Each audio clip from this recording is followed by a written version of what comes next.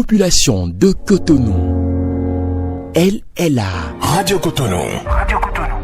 Votre radio est là. Restez désormais câblés sur la 94.3. Radio Cotonou, la voix des Cotonois.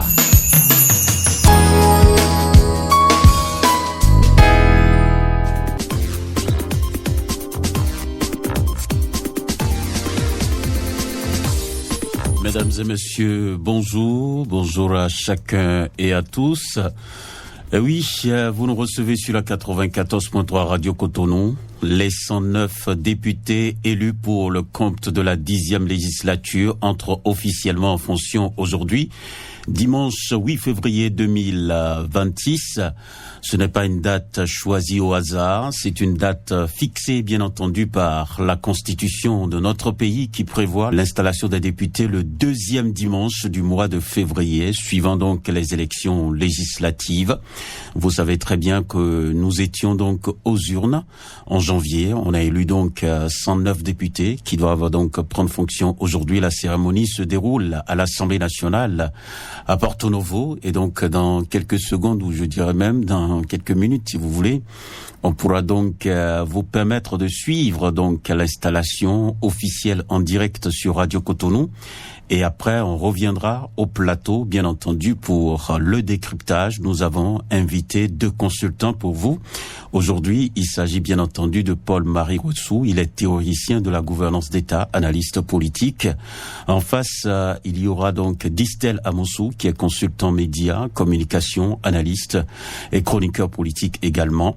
Et les deux vont opiner donc sur cette installation de la 10e législature. Donc, je vous invite à garder votre position. Auditrices et auditeurs de la 94.3, nous sommes bien entendu sur Radio Cotonou et c'est une émission spéciale qui vient juste après donc l'installation officielle des membres de la 10e législature de notre pays, le Bénin. Et bien entendu, vous l'avez suivi, il y a donc sur nos antennes les 109 députés élus pour le compte de la 10e législature, entrent officiellement donc en fonction aujourd'hui, dimanche 8 février. Ce n'est pas donc une date choisie au hasard, je l'avais dit tantôt, donc au début de mon intervention, cette date est fixée par la Constitution qui prévoit l'installation des députés le deuxième dimanche du mois de février, suivant donc les élections législatives. La cérémonie s'est déroulée donc pour l'installation des nouveaux députés. La séance actuellement donc est suspendue et le doyen d'âge annonçait donc la reprise dans 1 heure pour l'élection du bureau. On vient pour l'instant donc au studio avec nos 2 consultants que nous avons donc invités ce matin pour vous. Paul-Marie Ressou, théoricien de la gouvernance d'État, analyste politique. Bonjour à vous. Bonjour, bonjour à vous aussi et bonjour aux auditeurs. Voilà, merci d'accepter notre invitation. Distel Amosou, consultant, médias, communication, et analyste et chroniqueur politique aussi. Bonjour. Bonjour amis auditeurs, bonjour Naom, bonjour Marie Ressou, ça fait un bail. Oui, vraiment. D'accord, c'est un plaisir, vous connaissez très bien donc juste pour faire savoir que c'est avec vous que nous allons donc décrypter cette installation. Si nous sommes là et que l'élection du président de l'institution intervient, on pourra aussi dire un mot là-dessus. Mais déjà, Distel Amosou, comment vous avez donc vécu, j'allais dire, cette cérémonie? Solennité, structuration, bonne organisation, présence effective de tous les acteurs. Oui.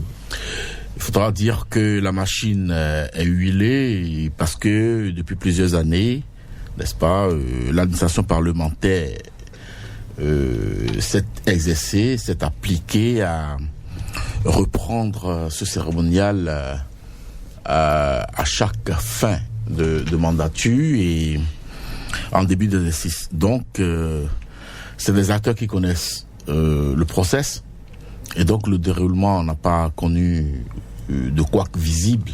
D'accord. Bien que n'étant pas sur le terrain, pour les images qui nous sont renvoyées par vos confrères de la SRTB, je crois que C'est bien structuré, c'est bien organisé. Maintenant, dans le fond, je voudrais dire que le discours d'installation officielle des députés de la 10e législature pourrait retenir l'attention. C'est un discours donc qui a été prononcé par le doyen d'âge. Oui, on va revenir là-dessus. J'ai dit à la partie technique de bien caler ça. On va réécouter ce discours et vous allez opiner là-dessus. Je vais d'abord prendre l'avis de Paul-Marie Ouessou, donc sur la question, analyste politique. Vous êtes un théoricien de la gouvernance. Vous avez suivi donc comme nous cette cérémonie. Qu'est-ce que vous en dites d'abord, globalement? Bon, c'est une cérémonie. C'est une cérémonie. Et j'apprécie bien l'expression de Distel, c'est bien huilé. C'est bien huilé. C'est calibré, c'est ça? Calibré, oui. Donc, c'est ça. Voilà. C'est ça. Pourquoi vous cherchez les mots ce matin? Vous n'avez pas l'habitude de chercher vos mots? Oui, mais écoutez, je dois chercher les mots parce que il est juste intimidé par les retrouvailles. Je lui ai manqué pendant plusieurs mois sur d'autres plateaux, donc. D'accord. Bon, voilà. Donc, je comprends mieux. Non, je constate que oui, tout le monde est bien habillé, en veste et puis en cravate. Ceux qui doivent être, ceux qui ont commencé. Vous avez quelque chose contre? Non, j'ai rien contre. Mais ceux qui ont commencé à nous faire les défilés de Agbada aussi étaient en Agbada. Donc tout était bien huilé. L'expression de Distel. Alors la direction de cette cérémonie, bien entendu, ça a été dirigé par le bureau d'âge, le doyen d'âge et les jeunes, et les deux jeunes, un homme et une femme qui accompagnent. Ça vous a donné quelle impression? Donc que les jeunes ont vraiment tenu le coup, qu'ils ont fait un très bon travail, que on aurait pu quand même soulager un peu la dame de la lecture de 109 fois 2. 109 fois 2, ça fait 218. Non. Et on aurait pu la soulager de ça et puis faire de sorte que elle puisse moins lire les noms et puis lire et relire encore 109 parce que elle a dû rappeler tout le monde pour qu'on dise présent. Donc on aurait pu la soulager de ça. Puis bon, mais elle nous a gratifié quand même de ce beau moment là où c'est à Rouen et Bla qui est qui a une signification. Qui a une signification pour le contexte bien huilé. Ah bon. Expliquez-nous. Non, parce que effectivement ce député c'est Augustin Arouanvo-Ebla. Oui, bien sûr. Mais en voulant lire, elle a dit Arouanvo-Ebla. Voilà. Ça a un sens quand même en langue fond. Oui, bien sûr. Oui. La guerre est terminée, c'est ça? La guerre est terminée et tout est fermé. L'affaire dans le sac. L'affaire dans le sac. Donc vous comprenez. Distel, je voudrais bien avoir votre réaction là-dessus. Ça fait sourire même le député qui porte cette identité aussi à l'Assemblée nationale. Et puis vous avez dû observer, ça a permis à la salle quand même de sortir un peu de cet embrigadement de solennité où tout le monde était tendu. Tout le monde a rigolé. Je crois qu'il fallait trouver, n'est-ce pas? Enfin, elle l'a pas fait exprès, mais la nature a voulu nous gratifier quand même de ce moment, cet instant de sourire et de rire. Et je crois que c'est bien. Et maintenant, est-ce qu'on peut y voir une dimension spirituelle? C'est possible. C'est possible. C'est pour dire la guerre est vraiment terminée maintenant.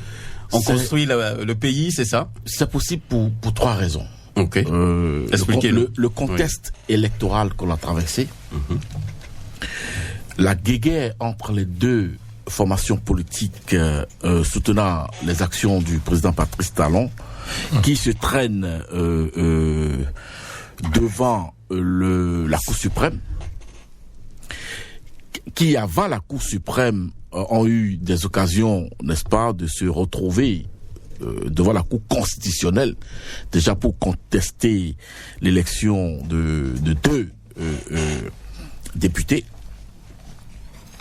Alors, et le troisième élément, c'est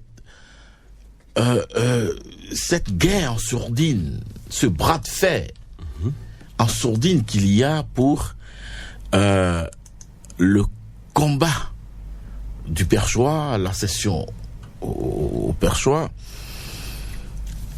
Et lorsque j'intègre les dernières informations qui me parviennent et qui disent que il se pourrait que une solution a été trouvée et que le consensus a été retrouvé, et je crois que Arouanvo, effectivement, Arouanvo pour le contexte électoral, Arouanvo pour les coups que ces partis-là se donnent, Arouanvo pour la lutte pour le Perchois, Arouanvo effectivement parce que l'affaire est désormais dans le sac, Ebla parce que notre pays va se projeter d'ici quelques jours, quelques heures sur d'autres pans, n'est-ce pas, de réalisation pour le développement de notre pays. Et ça va être pour 6 années. Ça va être pour 6 années de trêve politique. Ça va être pour 6 années de concentration stricte sur la poursuite, la redynamisation et l'accélération de la dynamique du développement de notre pays. D'accord. Et donc, oui, Arouanvo, la guerre est terminée, Ebla l'a fait dans le sac, et nous devons donc bander nos muscles pour la suite et des défis qui nous attendent. D'accord. Sur la question, qu'est-ce que vous en dites concrètement? Est-ce que pour vous aussi la guerre est terminée? Non, la guerre n'est pas terminée. La guerre n'est pas terminée. Donc, Arouanvo. La guerre n'est pas terminée. Expliquez-nous. 63% des Béninois n'ont pas voté. Donc, Arouanvo pour ceux qui sont dans les 36% qui ont voté pour ce Parlement, mais pour ceux qui sont dans les 63%, Arouanvo n'est pas mort. Et ce n'est pas encore Ebla. On attend. On attend de voir comment ce Parlement va évoluer, parce que vous savez bien sûr que les lois qui sont votées et sur la base desquelles justement ils parlent de trêve, vous imaginez, en politique on parle de trêve politique. Alors, je rappelle que le mot trêve s'utilise en situation de guerre. Lorsqu'il y a guerre, Arouanvo. Maintenant, la guerre est terminée. Non, je ne sais pas si on était en guerre au Bénin. Mais qu'on évite cette expression en politique, mais c'est suffisamment éloquent de ce que même ceux qui nous disent tout le temps qu'il y a pas de problème au Bénin, que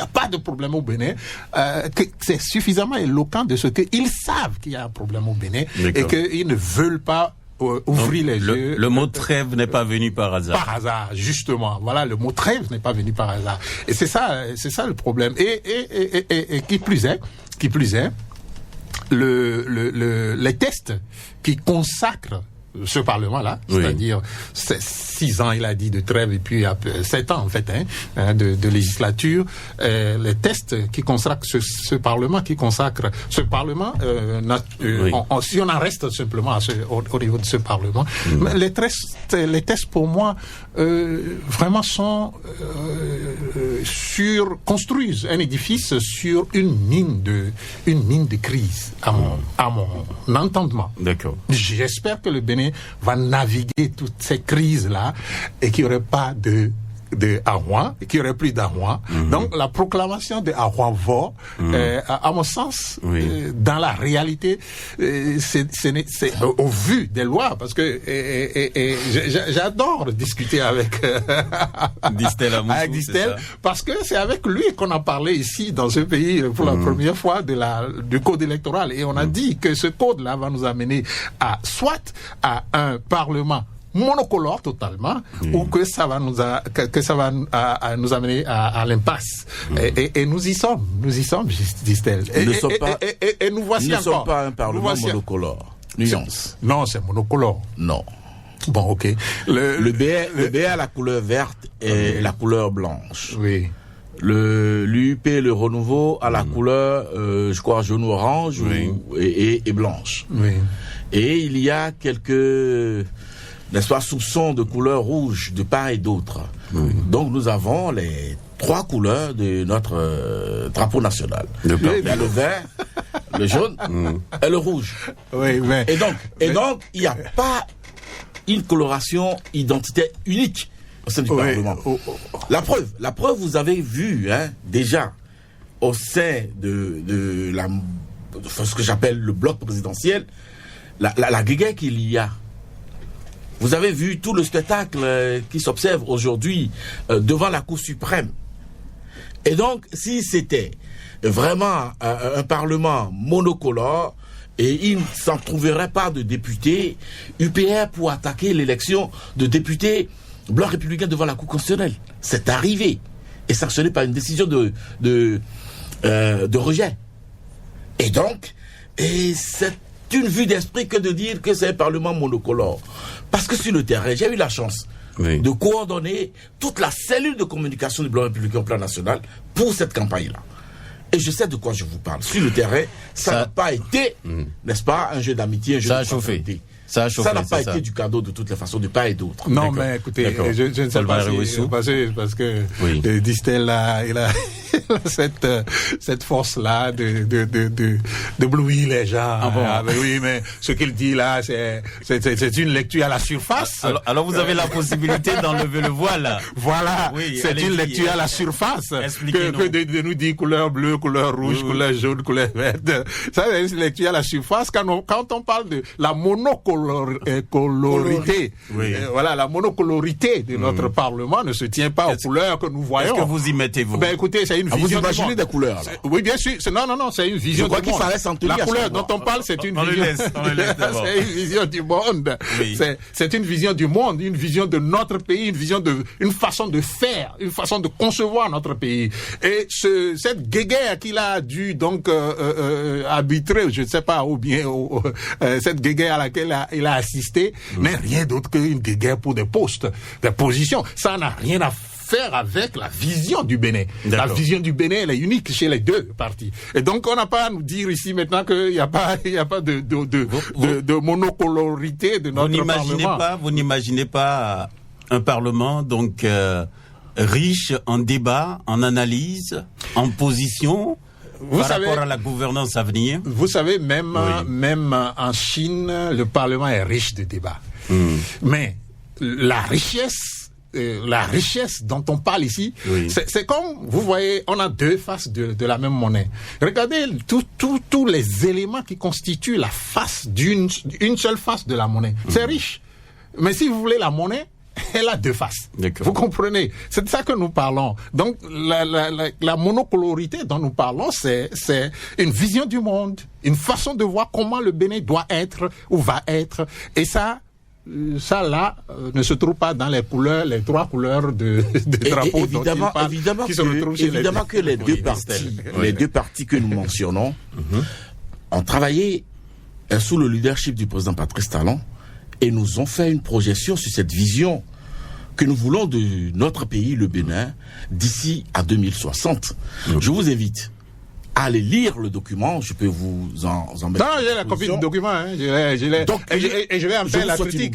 Je vais vous en faire la critique. Très bien. Donc, critique intellectuelle. Je vais vous en faire une critique. Ça vient bientôt. Vous me permettrez d'aller au instant. Et donc, c'est pour vous dire que ces deux faces de la monnaie n'évoluent pas à l'aveuglette. C'est des faces qui travaillent. Oui, en Chine, il y a une richesse de débat parlementaire. Mais aujourd'hui, la Chine est en train de tutoyer toutes les grandes nations développées du monde. Et donc, je rêve pour mon pays de pouvoir atteindre le niveau de développement, en tout cas, tout au moins la moitié du développement du niveau de la Chine d'ici à 2060. Et ça, je ne peux pas l'obtenir à travers des guerres de clochers, des querelles de positionnement, des postures de haut toit afin que je m'y mette, des groupes, des associations de malfaiteurs entre griffes pour déstabiliser. Vous utilisez des mots forts. Non. Je dis à griffe. Il faut lui donner acte. En griffe, parce que c'est quoi? Lorsque 2, 3, 4 députés, on l'a vu par le passé, où 7 députés au Parlement ont pu faire basculer de grandes décisions. C'est arrivé. Je ne veux pas citer de dénomination, parce que c'était contemporain. Mais c'est de droit. C'était de droit parce que le contexte le permettait. Mais aujourd'hui, là, ceux qui dirigent notre pays ont dit, et nous avec eux, parce que le vote exprimé par les Béninois au dernier double scrutin législatif et communal vient, n'est-ce pas, donner une carte blanche, vient valider les réformes du système partisan dans notre pays. Quel vote vient valider? Je dis, ce vote-là vient valider. Parce que, en fait... je veux savoir quel vote. Les deux. J'ai dit, j'ai parlé de double scrutin. Oui. Scrutin communal. En 2026, oui, en 2026. Oui. Donc les 36% valident. Oui. Et je vais vous l'expliquer. 36% valident ce que... Un instant. Est-ce qu'au Bénin, le vote est obligatoire? C'est non. Au Bénin, le vote n'est pas obligatoire. Mais ça s'il vous plaît, laissez-moi expliquer. S'il vous plaît, laissez-moi expliquer. Un instant, Paul-Marie Rousseau. Au Bénin, le vote n'est pas obligatoire.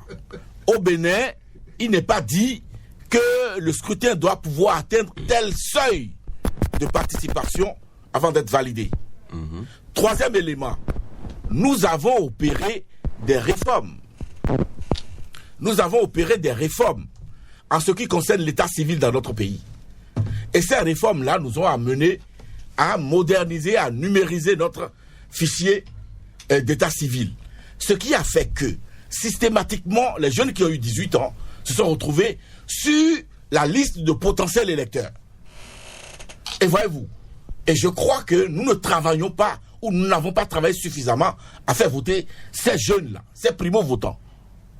Donc quand on dit il n'y a que 36%, depuis 1990 en tout cas, ceux qui avaient pris l'engagement d'aller voter allaient s'inscrire pour voter.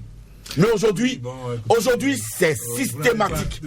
Et donc dire qu'il n'y a que 36%, c'est 36%. Il y a eu effectivement 36% de Béninois qui ont voulu. Un instant. 36% de Béninois qui ont décidé, n'est-ce pas, d'accomplir leur devoir citoyen. Bien sûr. Et la blessure est personnelle. Bien sûr. On donne la parole à Paul-Marie Rousseau. Bien sûr, mais moi je suis désolé pour l'effort que les uns et les autres font à nous démontrer que oui, dans le fichier électoral désormais, les jeunes de 18% sont là-dessus et ceci. Cet effort est vain. Le vote, c'est fait. Chiffre officiel, c'est 36%. Mais sur le contexte. Non, écoutez, laissez-moi parler. Selon vous, qui sont ceux qui n'ont pas voté? Selon moi? Oui. Ben, écoutez, ce sont les militants de l'opposition ou bien de la mouvance, selon vous? Non, mais écoutez, autant l'opposition que la mouvance, tous ont été vomis par les 70% là. C'est ça? C'est pas cartésien, Ah ben écoutez, on laisse Paul-Marie Rousseau. Je vous explique. Oui. Le vote élection législative a été toujours un vote qui a suscité beaucoup d'intérêt dans notre pays. Depuis 1990, en prenant la référence qu'il a prise. Et quand on dit oui, avant, ce sont des gens qui veulent aller voter avant. Je vais vous donner un exemple, une belle histoire de comment on votait. En 1995, moi j'étais étudiant. Le président Soglo était au pouvoir et il se plaisait chaque soir à la télévision de nous accuser, nous autres, comme des vieux étudiants qui ne veulent pas apprendre, des vieux étudiants de 32 ans qui ne veulent pas étudier et qui embêtent tout le monde dans le pays. C'était son discours presque tous les soirs. Alors, nous avons décidé, et nous avions des problèmes sur le terrain, c'est-à-dire à l'université, et on voulait que ces problèmes soient résolus. Et nous avons décidé de faire de sorte que, l'élection législative qui venait là, que le PCB aille au Parlement. Nous avons décidé de voter pour un certain nombre de catégories, une catégorie de personnes. D'accord. Et nous avons tout fait, nous, étudiants de ce temps-là. Nous avons tout fait. Ces gens, premièrement, ont été élus dans une élection, et ensuite, parce qu'ils ont été élus dans l'élection, et l'élection a été annulée, parce qu'on a repris l'élection ici, RDL, c'est ça, Vivotin, et PCB. On a repris l'élection. Malgré la reprise de l'élection, nous avons fait de sorte que ces gens-là soient élus. C'est comme ça que, lorsque les électeurs ont un intérêt pour l'élection, il n'y a pas à dire, oui, ils se sont retrouvés sur la liste, c'est peu importe. L'essentiel, c'est qu'ils aient un intérêt. Mais l'intérêt n'y est pas. Et depuis 2019, les électeurs béninois, 60% des électeurs, de façon constante, depuis les élections qui sont organisées depuis 2019, 60% des électeurs ne sont pas intéressés. Et la raison est toute simple. Première chose, 2019, la violence qui a émaillé les élections. 2020, violence y compris mort de citoyens. 2020, violence encore une fois et mort. 2021, violence encore une fois et mort. Et c'est très simple chez les humains. Lorsque vous touchez ce fil, un fil comme ça électrique, et qu'il y a du plastique là-dessus, vous n'avez rien. Mais lorsque vous ne savez pas qu'il y avait pas de plastique et que vous touchez ça, vous électrocute, vous n'aurez plus envie de toucher ce fil-là. C'est comme ça chez les humains. Maintenant, on et peut dire que psychologiquement. la guerre est terminée maintenant. Non, la guerre, je vous l'ai dit, la guerre même se trouve encore dans les lois. D'accord. Alors, donc elle ne peut pas être terminée. je souhaiterais placer un petit mot. D'accord. Un petit mot pour dire que c'est dommage parce que le docteur Barry Ouessou a fait une lecture raccourcie de comment on votait au Bénin depuis 1990. Où est la place de l'argent? Vous n'avez pas cité la place de l'argent. Parce que s'il vous plaît, les gens étaient intéressés. Non, mais s'il vous plaît. Écoutez, nous pouvons citer beaucoup de choses, y compris l'argent. Mais je vous dis l'intérêt du citoyen qui vote. L'intérêt du citoyen qui vote. Ça n'a rien à faire avec l'argent. S'il vous plaît. Oui.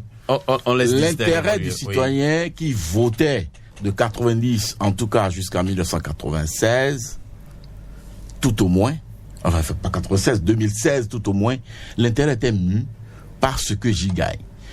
Non, pardon. Oui, pas depuis 1990. Non, je dis de 1980. Vous avez dit, ce Glo a fait un an comme ministre, Premier ministre, oui. De 95 à 2016. Oui, bien sûr. Je suis très précis là-dessus.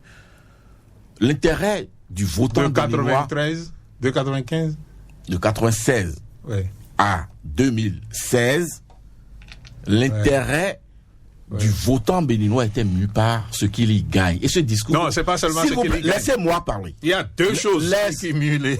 Vous me laissez finir. Laissez-le. Oui, je peux vous laisser, mais je vous donne de l'information pour que vous soyez complet dans votre analyse. D'accord, merci.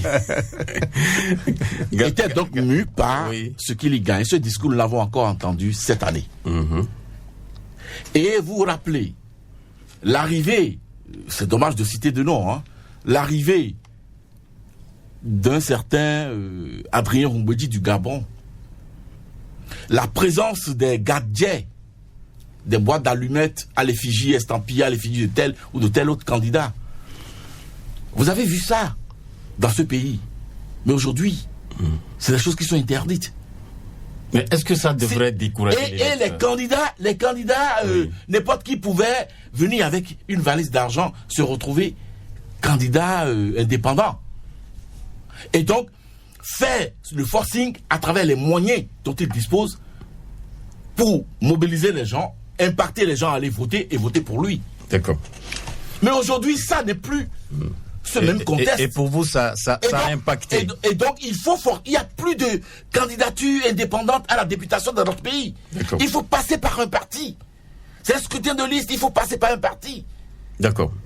Voyez-vous, alors, lorsqu'on met tout ça, et que le Bénin... Écoutez, j'ai suivi le procès devant la Cour suprême, où un candidat disait que l'autre était dans un virage et donnait 2000 francs. aux gens pour les amener à aller, pour dire que c'est des frais de déplacement parce que c'est des gens qui ont dit qu'ils n'ont pas les moyens de prendre des millions pour aller au poste de vote pour voter. Et ça se passe chez moi dans mon village. On sort des motos pour prendre les personnes âgées d'un certain âge. Et des gens qui doivent aller au champ. On les amène tôt pour qu'ils aillent voter tôt pour retourner à leur job. Vous pensez qu'ils vont voter pour qui? C'est ça. Lorsque vous enlevez ces fioritures-là, ces déchets-là du système électoral, seuls ceux qui sont déterminés que leur voix doit compter dans les décisions politiques vont voter. D'accord. Les autres n'ont pas leur intérêt. Paul-Marie Wessou, cette analyse. Est-ce qu'il faut balayer Attendez. Est-ce qu'il faut balayer du revers de la main l'analyse qui est quand même présentée par Distel Amoussou, d'autant plus que il y avait, d'une manière ou d'une autre, l'implication de l'argent dans le dispositif politique béninois. Est-ce que selon vous, ça a disparu? Est-ce que vous savez quand est-ce que l'argent est venu dans le vote au Bénin? Enfin, dites-nous. L'argent et son emprise sur l'élection au Bénin. 1995. C'est la même année Oui. dont je vous ai parlé tout à l'heure. Où nous, on a dit, on va voter. Je ne sais pas si vous mesurez ce que je dis là, le PCB au Parlement, qui a forcé la main au président Soglo à nommer un ministre PCB. Je ne sais pas si vous mesurez ça. Et si vous mesurez ça, nous, on n'a pas...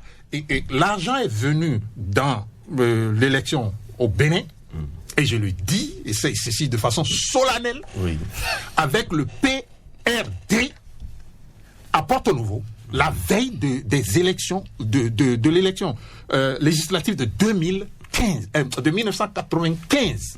Ça, tout le monde le sait, l'histoire retient ça. Et à travers le système qu'on appelait, porte à porte. D'accord. Bien, mais écoutez, avant ça, il y avait d'autres facteurs. Il y a les facteurs régionalistes. Il y a le facteur ethnie qui jouait dans notre chose là. Donc, moi, je ne sais pas, toute cette explication ne dit pas la raison pour laquelle 60% des électeurs il n'y a pas pire sous, hein. Il n'y a pas pire sous. Depuis 2010, il n'y a pas pire sous. Alors, qu'est-ce qui a changé pour que les électeurs quittent? Non, en réalité... On a tué des gens quand il a dit ça. En réalité... Le fil électrique. Est-ce qu'on doit se limiter rien qu'à ça? À quoi? Aux violences dont vous parlez, et ça a fait fuir. Ouais, est-ce que j'ai parlé? C'est lui qui répète violence. Moi, j'avance dans les arguments. Hein, ça fait plusieurs arguments, près de 5 que j'ai sortis jusque-là, tout à l'heure. Et donc, c'est lui qui... Bon, parce que vous voyez ça, les chaînes, quoi. Ça, les chaînes, souvent, on parle de ça. Mais c'est des faits de notre pays. On ne peut pas ne pas parler de ça. On va parler perspective. Moi, ce que je vais dire, si vous voulez expliquer le fait, la raison pour laquelle les électeurs, c'est-à-dire que quand on se met là à dire les gens vont sur le fichier de façon automatique, vous savez, les gens on gongonnait pour que les gens aillent s'inscrire sur la liste. On gongonnait et les gens allaient en masse. Parce que, comme je vous l'ai dit tout à l'heure, vous voyez, les gens comme des groupes comme le mien, étudiants dans le temps, on avait des intérêts à aller agir sur le vote. Mais l'intérêt aujourd'hui, c'est on a tué dans l'œuf. D'accord. On l'a tué. En retirant l'argent. Non, du tout pas. En vous empêchant de faire nommer un ministre PCB au gouvernement. D'accord. Oui. Parce que c'est ça qu'on venait de dire. Votre intérêt à l'époque, c'était de faire nommer un ministre PCB par le président Soglo. Non, c'était pas de le nommer. Non, c'était pas de le nommer. Mais c'est ça. Ça, c'est une... Mais c'est ça. Non, Distel. Distel. Vous n'avez pas maintenant acquis cette capacité-là à travestir ce que les gens disent. Mais c'est ce que vous venez de dire. J'ai dit que nous avions... Vous avez forcé la main au président Soglo de nommer un ministre PCB. Non. Vous allez suivre la rediffusion. Un instant. Vous allez suivre la rediffusion. Oui, Paul-Marie Wessou. Précisez votre argument. Vous voyez, tout à l'heure, il a dit, il y a pire sous que celui qui n'entend, mais celui qui entend, qui dit qu'il n'entend pas. Vous allez suivre la rediffusion. Vous comprenez donc sa surdité, que c'est tellement grave qu'on ne peut même pas... Paul-Marie Wessou, vous allez poursuivre la rediffusion. Le problème est celui-ci. J'ai dit que nous, on a décidé qu'un certain nombre d'élus doivent aller au Parlement. D'accord. Non, vous les modérez. Modérer quoi? Non. J'ai dit un certain nombre de lits doivent aller le fait que attendez, nous allons demander aux techniciens de retrouver la base. Non, mais vous voyez que ce qui est sur Paul-Marie Rousseau, c'est une stratégie. Mais je vais vous expliquer. Parce que lui ne comprend pas. Les auditeurs nous comprennent bien. Monsieur Naombé, je vais expliquer. Il t'a entendu. Non, mais sincèrement, je suis là. Il n'a pas dit ça. Vous ne pouvez pas dire mentir sur mon compte. Un instant. Non, vous ne pouvez pas mentir. Mais vous pouvez organiser une société où on mat tout le temps, quoi. Mais moi, je suis vivant. C'est pas possible de mentir. D'accord, dites-nous, est-ce que vous avez dit si oui ou non? J'ai dit, et je le répète, que vous avez forcé la main au président Soglo de nommer un ministre PCB. C'est votre problème. D'accord. Peut-être que vous ne comprenez pas français. J'ai dit... Non, je suis agent. Je vais vous expliquer. On va s'écouter. Je vais vous expliquer. Non, je vais vous expliquer plus tranquillement. Parce que forcer la main à un président de la République, c'est nous, on a quelle force pour forcer la main? Nous, on a dit... C'est pourtant qu'on veut lire. Nous, on a dit, et je le répète. Vous étiez dans l'excès. Franchement, Distel, il faut me laisser parler. Franchement, Distel, il faut me laisser parler. Coupez le micro de Distel d'abord. Donc, nous, on a dit, parce que nous revendiquions des choses que le président ne voulait pas nous donner. C'est ça. Dans le temps, en tant qu'étudiant, nous avions décidé qu'on va faire élire des personnes, des opposants à lui. Et on l'a fait. Mais à l'Assemblée, il faut avoir une majorité. Malgré la reprise de l'élection... Nous avons tenu, les mêmes ont été élus. RDL a été élu. Aujourd'hui, il n'est plus au Parlement, mais bon, on peut pas. RDL a été élu. Le PCB a été élu au Parlement. Mais même si c'est un député des deux camps, ce que ça crée, c'est que au Parlement, le président n'avait pas l'Assemblée. Il avait près de 20 députés, mais il n'avait pas la majorité. Mais il faut aller pêcher donc dans ça. Et pour pêcher dans ça, ça l'oblige à aller nommer ministre. Donc ça, nous, on ne l'oblige à rien. Mais nous, on a décidé qu'on allait voter pour. Et ça, c'est ce qu'on appelle démocratie, ça. Lorsque vous sentez que il y a votre intérêt quelque part, vous votez pour. Mais ici, on nous propose, et c'est ça, c'est ce qu'il veut camoufler en empêchant de parler. C'est-à-dire, on ne vous donne aucun choix. On vous dit, voilà c'est-à-dire, c'est exactement le vote comme au temps du PAPB, quoi. Est-ce que dans le temps... Et donc, nous, on doit aller valider une liste, vous comprenez? Une question de clarification. Dans le temps, est-ce que finalement le président Soglo a fait nommer, a nommé, je vais dire, un élément du PCB? Je vous dis que nous, on a fait élire le PCB au Parlement, un député. Pour que lui ait sa majorité, il est obligé d'aller négocier avec les uns et les autres. Ce que nous avons constaté, c'est qu'il y a un ministre PCB qui a été nommé, qui est même décédé. Si vous n'avez pas l'histoire, je vous le dis, qui est décédé en fonction. Donc, il n'y a pas à nous faire porter quelque chapeau que ce soit. Nous, on est des démocrates. Et dans l'esprit et dans l'âme. Et nous serons démocrates tout le temps. D'accord. Alors, Distel Amosso, dites-moi, quand on regarde bien entendu le Parlement que nous avons aujourd'hui en termes de perspective, je vous propose qu'on va essayer d'écouter à présent le doyen d'âge à l'Assemblée nationale et on viendra pour décrypter son message. Mesdames, Messieurs les députés, Messieurs le secrétaire général administratif et son adjoint, Messieurs le directeur de cabinet et son adjoint, Mesdames et Messieurs, c'est avec un réel plaisir et un cœur lourd de responsabilité que je prends la parole devant vous à cet instant. Je vous souhaite la bienvenue à Porto Novo, le siège de notre institution parlementaire. D'entrée, permettez-moi de vous adresser mes sincères félicitations pour votre brillante élection à l'issue du processus électoral de janvier 2026. Je vous adresse également mes sincères remerciements pour votre présence effective à cette cérémonie d'installation prescrite par la Constitution de notre pays. En effet, la République du Bénin repose sur une architecture institutionnelle dont l'une des poutres maîtresses est l'Assemblée nationale. Son renouvellement régulier depuis 1991 est un signe de vitalité et de maturité démocratique et le reflet d'un Bénin politiquement stable. La Providence a fait de moi le doyen d'âge et en cette qualité, il m'échoit l'honneur, empreint d'humilité, de présider cette session inaugurale de la 10e législature de l'Assemblée nationale du Bénin.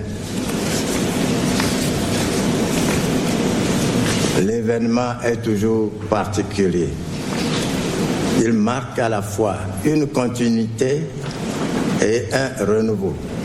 Continuité pour l'institution et renouveau pour les femmes et les hommes à qui la nation a confié, par le suffrage populaire et universel, la mission de le représenter. Qu'il vous plaise que je salue la confiance que nos concitoyens ont placée en chacune et en chacun de nous. Au-delà de nos sensibilités, de nos appartenances politiques et de nos parcours, nous sommes désormais unis par une responsabilité commune: défendre l'intérêt du peuple, sauvegarder les valeurs de la République et œuvrer par des débats démocratiques et le travail législatif au progrès de notre pays. Chers collègues, l'âge et l'expérience m'autorisent à rappeler que la démocratie n'est jamais acquise définitivement. Elle se nourrit du respect mutuel, de l'écoute, de la confrontation des idées dans un esprit de loyauté et de responsabilité. Cette assemblée doit être le lieu du dialogue exigeant, mais aussi de la dignité, où la parole, même vive, reste guidée par le souci du bien commun. En ce jour marquant le début de notre législature, je forme le vœu que cette législature soit irriguée par un engagement sincère, une présence assidue et un travail rigoureux. Nos concitoyens attendent de nous des réponses à leurs préoccupations, mais aussi l'exemplarité dans l'exercice du mandat qui nous a été confié. À ces fins, et conformément aux dispositions de l'article 12.1 du règlement intérieur qui régit l'institution, je déclare les députés de la 10e législature de l'Assemblée nationale officiellement installés dans leurs fonctions. Vous avez suivi donc le doyen d'âge donc au Parlement, il faut le préciser, hein, c'est lors de la cérémonie d'installation donc des députés. Et effectivement, le doyen d'âge, c'est Nda Antoine Nda, qui a pris la parole, hein, et qui a quand même dit un certain nombre de choses. Vous l'avez suivi comme nous, dit Stella Mossou. Il dit quelque part que la démocratie n'est pas acquise définitivement. Évidemment que c'est un processus qui doit mener les habitants d'une cité au bien-être et au mieux-être. Et donc le Bénin a enclenché donc ce processus depuis 1990 avec la Conférence nationale des forces vives de la nation. Et donc le Bénin est en train de faire son chemin, son parcours vers le développement. Et le doyen d'âge, je dois retenir également qu'il a insinué, en tout cas il a fait remarquer dans son discours d'installation que pour l'aboutissement de ce processus-là, il faudra un engagement de tous. Il faudra le dialogue entre les principaux acteurs et les acteurs nationaux. Il a parlé également de loyauté, avant de conclure en invitant ses pairs à l'assiduité. Voyez-vous, donc, c'est pour dire quoi? Oui, nous sommes dans un contexte aujourd'hui où nous avons besoin de dialoguer. Nous avons besoin de nous parler. Nous avons besoin de regarder l'intérêt général. Et ceci doit nous motiver à nous engager au travail. Chacun à son niveau, à son poste, que l'on soit fonctionnaire, que l'on soit dans le privé, que l'on soit dans le milieu agricole. Chacun doit pouvoir contribuer à l'assiette fiscale dans notre pays, parce que nous avons une économie basée essentiellement sur la fiscalité. Oui, chacun doit pouvoir, en toute responsabilité, apporter du sien au développement et à la sauvegarde des principes de la démocratie dans notre pays. C'est ce que je pourrais retenir. D'accord, de son intervention. Alors, Paul-Marie Owessou, vous avez suivi aussi son intervention. Et il a parlé de la démocratie qui n'est pas définitivement acquise. Il a exigé aussi, il a demandé un dialogue exigeant, l'engagement sincère des députés. Vous en dites quoi? Bon, je ne sais pas de quel dialogue il parle, mais je ne sais pas de quelle démocratie il parle. Dans un parlement monocolore, il n'y a pas de démocratie. Et... Comment il y a deux partis? Vraiment, je dois encore aller expliquer. Là également, pas pour revenir en arrière. Dit, donc je dois aller encore expliquer ce que j'avais dit.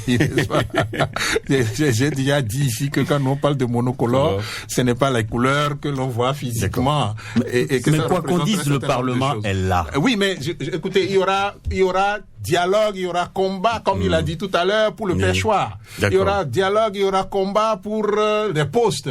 Il y aura dialogue, il y aura combat pour le président de telle commission, qui va être secrétaire parlementaire, président de telle institution, constitution. Il y aura combat pour ça. Mais ça, ce n'est pas le combat du peuple béninois. Le peuple béninois voit ailleurs. Mais l'intéressé a bien dit, des citoyens attendent des réponses. L'intérêt général. Il a mentionné l'intérêt général. Quelle réponse les citoyens attendent et qui vont lui être données? Vous savez, les citoyens attendent des réponses à leurs problèmes. Le chômage, le taux de chômage. Les citoyens attendent des réponses à ça depuis 10 ans. D'accord. Et on a eu 2 parlements. Un de type monocolore, vous le connaissez.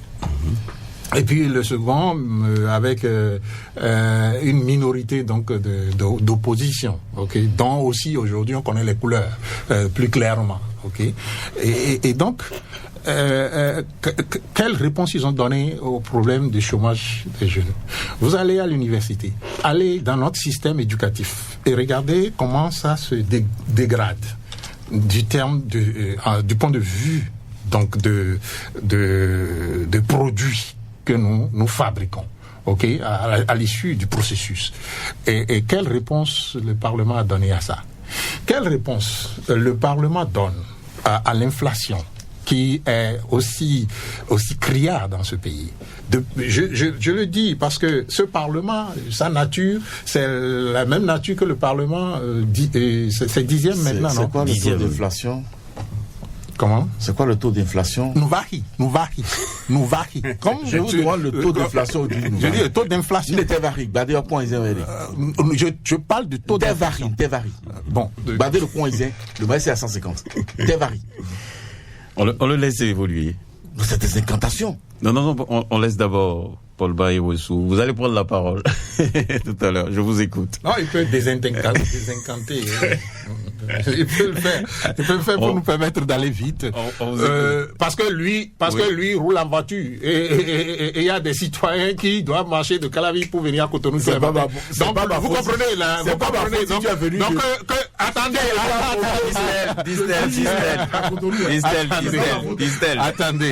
Attendez.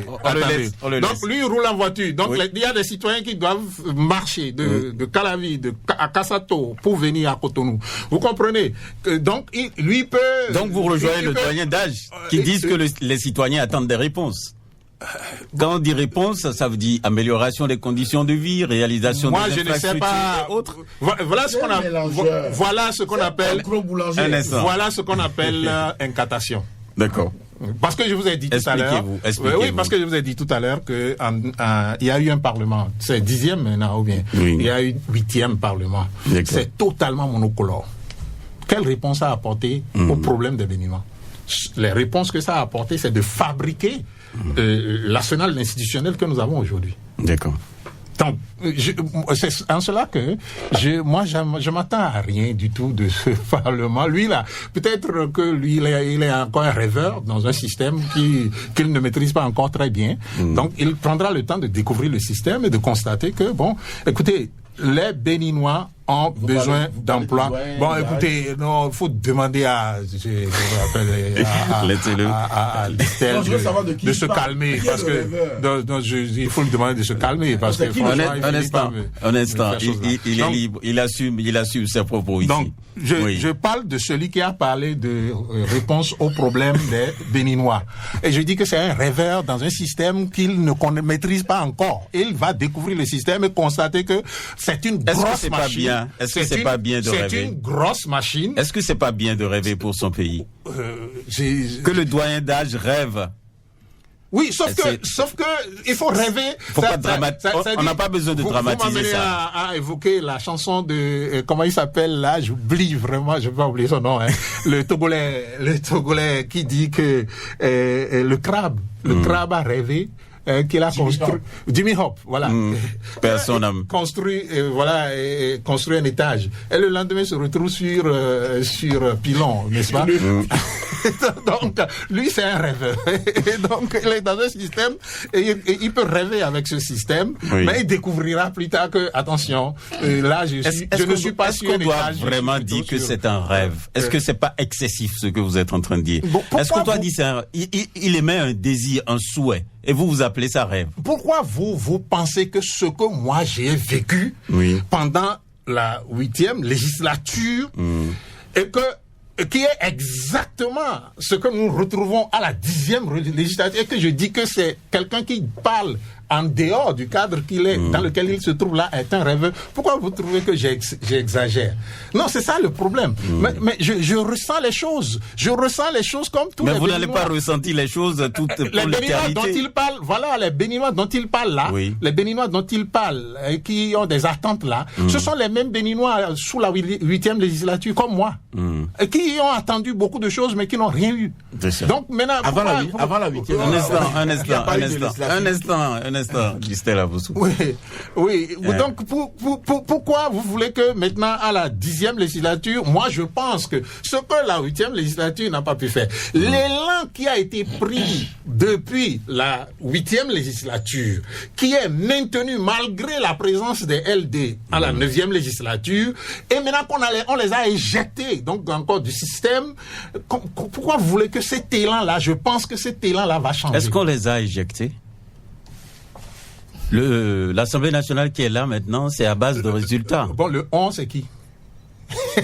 Non, vous avez dit... Non, j'ai dit on les a éjectés. Oui. Donc maintenant, si vous voulez dire, est-ce qu'on les a éjectés, maintenant commencer à scruter cela, il faut dire le on va commencer par le on, c'est qui? Bon, le on, c'est qui? Le peuple, c'est ça? Moi, je ne sais pas. Moi, je ne sais pas. Chacun interprétera avec son on et on pourra aller. Je vous ai dit que c'est un gros boulanger. Est-ce que je vous ai dit que c'est un boulanger? On vous écoute. Qu'est-ce qu'il appelle? Qu'est-ce que Distel appelle boulanger? Non, il faut qu'on arrête quand même des choses comme ça. Ça dit, qu'est-ce qu'on appelle boulanger? Peut-être que vous le mélangez, il ne vous suit pas. Bon, donc oui, j'ai dit tout à l'heure qu'il a des problèmes avec le français parfois. Oui, c'est vrai. Oui, j'avoue. Donc, malgré avec son français, il a des problèmes. Avec ce français-là, j'ai des problèmes. D'accord. Là, je ne sais pas si Naoum, vraiment, lui, il arrive à s'en sortir. Ceux qui nous écoutent s'en sortent bien. Bon, ils comprennent ce que je dis. Alors, Distel Aboussou, vous pensez véritablement que Paul-Marie Ouessou est défectiste? Il a jeté l'encre? Parce qu'il dit qu'il ne croit pas. Il ne pense pas. Il fait des cauchemars. D'accord. Et on va peut-être... Oui, mais depuis 2016, je suis dans les cauchemars. Un instant, c'est Distel qui a... 2016. C'est Distel qui a la parole. Dans les cauchemars. Depuis 2018, pour être plus précis. Je suis dans les cauchemars. D'accord, merci. Il faut me sortir de là. D'accord, merci. C'est justement ça. Donc les discours de rêve ne me sortent pas de là. Donc... Distel, on vous écoute. Donc je fais le bon diagnostic. D'accord. Oui, bien sûr. On y va, Bien Distel. sûr. Je constate avec le docteur Marie Ouessou que avant la 8e législature, le Bénin n'avait jamais connu de législature. Moi, j'ai pas dit ça. Mais je note que... Ou bien encore, j'ai encore dit ça, et on peut voir la bande, hein, parce que finalement, j'ai dit des choses. Un instant, Paul-Marie c'est la Ouessou. bande qui nous permet de nous retrouver. On y va. Je note qu'il observe, il fait observer que depuis la 8e législature jusqu'à la 10e maintenant, le chômage n'a pas eu de solution. En tout cas, ces attentes ne sont pas comblées. Très bien. Je résume en cette expression, oui. De la première à la 8e législature, tout ce qu'il espérait, il obtenait. Non, la 8e législature a les mêmes caractéristiques que la 10e. Donc, votre interprétation, vous voyez, c'est ça le problème. D'accord. Les caractéristiques sont les mêmes, 8e, D'accord. 10e. Il comprend maintenant. Il comprend. Voilà, c'est ça le problème. En fait, il fonde son analyse sur la 8e qui ressemble à la 10e. Dans sa nature. Et dans sa vision du monde. D'accord. Maintenant, on lui donne la parole. Il ne faut pas le désorienter dans son analyse. Il ne faut pas qu'il interprète mal ce que moi je dis. D'accord. Voilà. Il a compris maintenant. Distel, vous avez la parole. De la 8e législature à la 10e, oui. Il n'a pas eu ce qu'il espérait. Oui. Mais de la première à la 8e, il a toujours eu ce qu'il espérait. Je n'ai pas parlé de moi de la première à la 8e. Moi, je voudrais parler de ça. Oui, donc ne parlez pas de moi par rapport à ça. Moi, je voudrais parler de ça. Non, oui, mais pas de moi par rapport à ça. Okay. Pour montrer, montrer votre mauvaise foi béninois. Non, c'est la mauvaise foi, c'est de votre côté. D'accord. On va pas parler de mauvaise foi ici. Est-ce que vous êtes tous de bonne foi? La mauvaise foi, c'est de votre côté. Vous êtes tous de bonne foi. Est-ce que j'ai la parole? Oui. Alors, je ne sais pas quelle est la législature qui a réglé le problème de chômage en France. D'accord. Depuis que le Parlement français est né. Je ne connais pas quelle est la législature ou quel Parlement a réglé le problème de chômage aux États-Unis depuis que le Parlement américain est né. Il faut cesser de faire des cauchemars. D'accord. Il faut cesser de faire des incantations. C'est ça, hein, la faute de certaines élites. Hein. Perdre les populations en vociférant, en mélangeant tout. Non. Le rôle du Parlement n'est pas d'aller donner le job à des gens. On vient parler d'inflation. Nous connaissons le taux au sein de la communauté Ouïmois. Le Bénin doit être autour de 2%. On dit nous varie. Le maïs est à 150 francs, la mesure. De quoi on parle? Si on veut parler de l'huile, des produits manufacturés importés, c'est autre chose. Mais on vient mélanger tout le monde. Mais au même moment, on ne peut pas dire qu'au Bénin coule le miel. Coule le miel. Il y a des citoyens. Personne n'a dit ça. D'accord. Non, vous voyez. Attendez, vous voyez. Voilà le problème de ces explications. Est-ce que j'ai la parole? Quand moi je parlais d'inflation, je n'ai pas dit maïs, je n'ai pas dit igname, je n'ai pas dit un instant. Vous aurez la parole. Vous aurez la parole. Ne donnez pas le taux. Vous avez posé la question sur le taux. Attendez. Le taux d'inflation. Vous voulez que je parle du taux d'inflation? Vous voulez que je parle de ça? Est-ce que j'ai la parole? Un instant, Paul-Marie Ouessou. Non, bon, oui. Distel, vous connaissez mal à qui vous parlez, franchement. Laissez-le. Il va évoluer dans son analyse. Est-ce que vous voyez, alors, quand on parle de 8e Parlement, de 10e Parlement, on parle de monocolarité et tout, machin, je crois qu'on n'est pas dans la juste analyse. D'accord. La juste analyse, c'est de souhaiter que le plan de développement engagé depuis 2016 puisse s'accélérer et se dynamiser. C'est ce gouvernement-là, avec l'apport de ces parlements qu'il stigmatise aujourd'hui, ces législatures qu'il est en train de stigmatiser, qui ont réalisé tout ce que nous avons de beau et de bien dans notre pays aujourd'hui. D'accord. Que ce soit sur le plan des infrastructures, que ce soit sur le plan de la numérisation très avancée de notre pays. Ce qui n'est pas comparable dans la sous-région. Il parle d'école. Mais notre école a besoin de réformes profondes. On ne peut pas venir faire du saupoudrage quand les problèmes sont multiples. Mais ailleurs, on a d'autres attentes. Au plan sanitaire, on a des attentes également. Nous avons des attentes au plan même du social. Oui, le gouvernement, nous l'avons observé, donne des repas chauds aujourd'hui avec l'argent du contribuable béninois à nos enfants pour les maintenir dans le système éducatif. C'est à saluer. C'est pas rien. Regardez, il n'y a plus de semaines où on recrute aujourd'hui dans la fonction publique. 200, 300, 800, 350. Les annonces passent. Aujourd'hui, pour les concours, on n'a plus besoin d'être enfant de, fils de, avant de passer les concours et de réussir, si on est brillant. D'accord. Et quand on sent qu'il y a eu malaise, on reprend. C'est la question de la responsabilité. Oui, nos députés ont un souci, globalement, le souci de la redevabilité. C'est pour cela que moi, mon souhait, c'est de rajouter cela, n'est-ce pas, de façon formelle, à ce qui est imputable aux députés, à part le vote des lois et du contrôle de l'action gouvernementale. D'accord. Il faut la redevabilité, parce que quand on leur donne le ticket, le mandat, ils reviennent très rarement faire le point avec nous. Alors ils sont des nous, ils sont des représentants du peuple. Ils ne sont plus députés de leur circonscription électorale. Donc à partir de ce moment-là, on doit pouvoir trouver le couloir pour leur permettre, n'est-ce pas, de nous écouter de façon formelle. Oui, ils nous écoutent quand ils vont au village, quelquefois, parce qu'après les élections, plus personne ne les voit. D'accord. D'accord, mais cette formule de redevabilité doit être trouvée pour que, n'est-ce pas, ils puissent avoir la passerelle bien huilée entre les élus et... D'accord. Il nous reste encore peu de temps avant le journal de 13h. Oui, permettez quand même. Oui, allez-y, réagissez rapidement. De dire... J'ai encore une question pour vous avant de quitter ce studio. À Distel, c'est-à-dire que quand on veut parler économie et développement, il faut que Distel aille... Enfin, ne fasse pas partie de ce débat-là. Bon, il a de très bons discours quand on parle de politique, et c'est bien, quoi, mais... Il a parlé des avancées que nous avons. Attendez, mais dire qu'un Parlement n'a rien à faire avec une inflation, c'est grave. C'est grave comme ignorance. Parce que vous savez, la loi des finances n'est pas votée par le président de la République. Quand est-ce que Distel a pu dire ça? Parce que là également, les bandes sont là. Parce que vous êtes dans le mélange. Je vous ai laissé terminer, quoi. Vous n'allez pas faire. Non, on est dans le mélange. Attendez. Non, c'est-à-dire vous dites des choses. J'ai une autre question pour vous. Nous avons un témoin qui suit l'émission. Non, mais le témoin était là quand moi aussi j'ai parlé. D'accord. Donc on va écouter la bande après. D'accord. Et puis, oui, parce que vous êtes comme c'est promis que... Vous êtes dans le mélange. Comme c'est promis. Une autre question pour vous. Vous n'allez pas faire le plateau seul. Je suis là. Ne m'oubliez pas. Je suis là. Vous voyez donc ce qui se passe. Mais si on rentre dans la question économique, franchement, on a compris.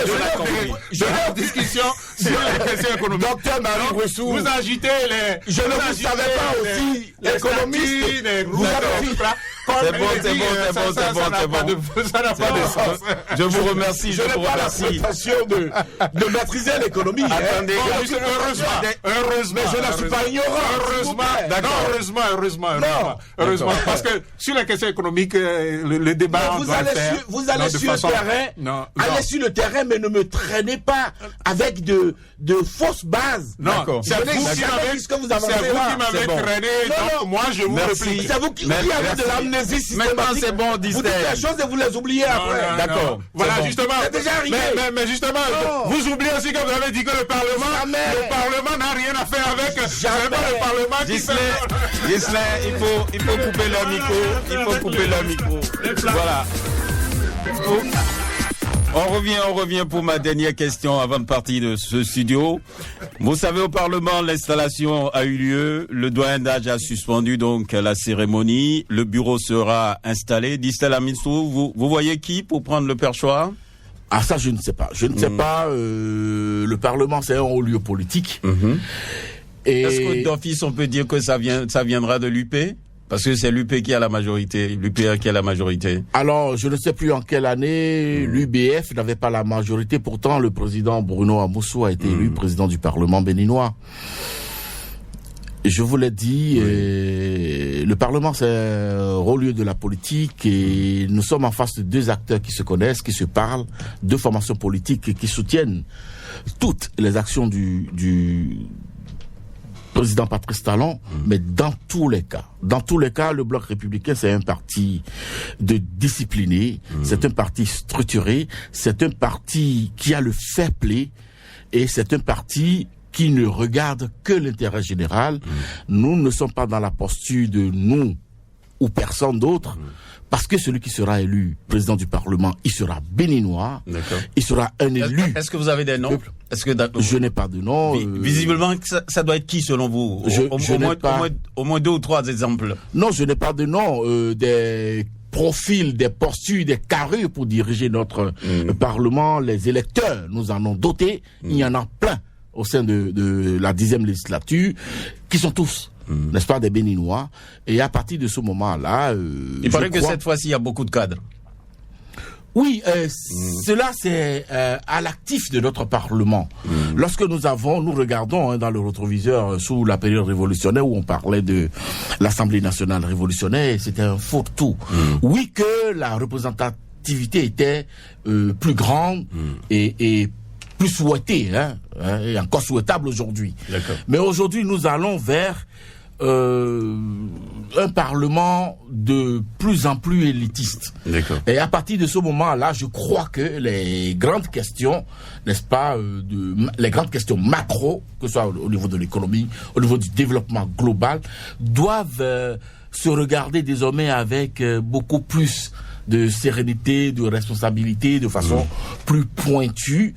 Mais cela ne devrait pas fermer la porte, n'est-ce pas, aux non-lettrés qui ont les expériences, qui sont au sein de la société, qui doivent porter la voix des agriculteurs. Et souvent très connectés à la base. Des agriculteurs, des commerçants, des opérateurs économiques.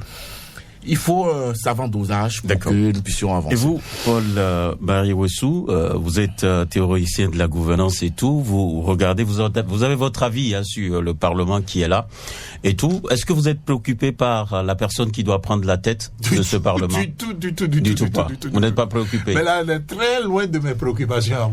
Mais mes préoccupations, je les ai un peu évoquées tout au long de cette émission. Le chômage,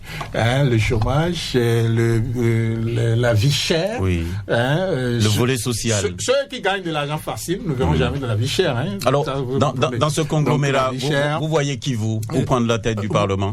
Écoutez, je vous l'ai déjà dit, le reste c'est un combat entre eux pour occuper des postes. Bon, il y a deux partis. Il y a 2 partis dirigés par 2 sommités. Mais le monsieur dit qu'il faut fermer le Parlement. Attendez. Il veut chasser tout le monde. Il demande de changer. Voilà. Il veut faire passer des choses.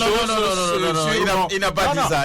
Moi, j'ai dit ici qu'il faut fermer le Parlement. Non, pas du tout. Voilà. Je suis témoin au moins de ça. Je constate que Distel, depuis qu'il a disparu des antennes pour aller faire, je sais pas, la communication du BN quand il est revenu. Non, il est pas au fait des informations. Donc, il vous embrouille en disant vous mélangez tout le monde. Parce qu'il n'est plus au fait des informations. Votre mot de fin. Bon, ben écoutez, je souhaite à Distel de se retrouver. De se retrouver et de faire de sorte que nous continuions le débat, le beau débat. Seulement, il y a ce qu'on appelle trêve. Et dans la période de trêve, pour ne pas être bouc émissaire de quelqu'un, nous on va se taire dès que le Sénat sera installé. Et leur permettre de faire leur travail.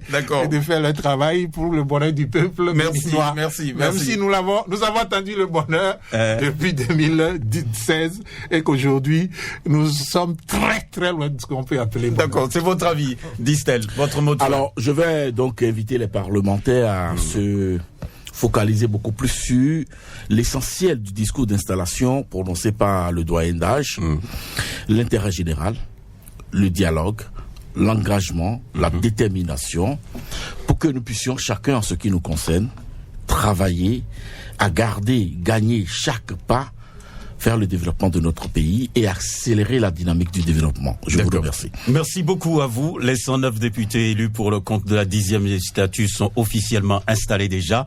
Et donc, C'est une suspension à l'Assemblée nationale. J'ai eu donc 2 consultants au plateau, donc pour opiner sur cette installation. Paul-Marie Rossou, Dr Paul-Marie Rossou, théoricien de la gouvernance d'État, analyste politique, et Distel Amosso, consultant médias, communication, analyste et chroniqueur politique également.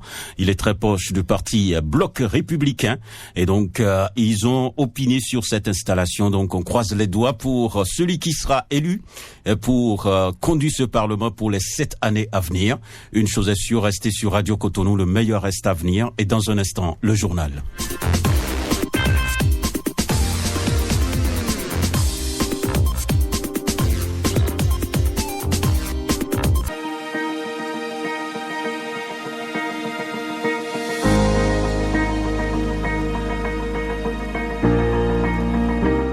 Population de Cotonou. Elle est là. Radio Cotonou. Votre radio est là. Restez désormais câblés sur la 94.3. Radio Cotonou, la voix des Cotonois.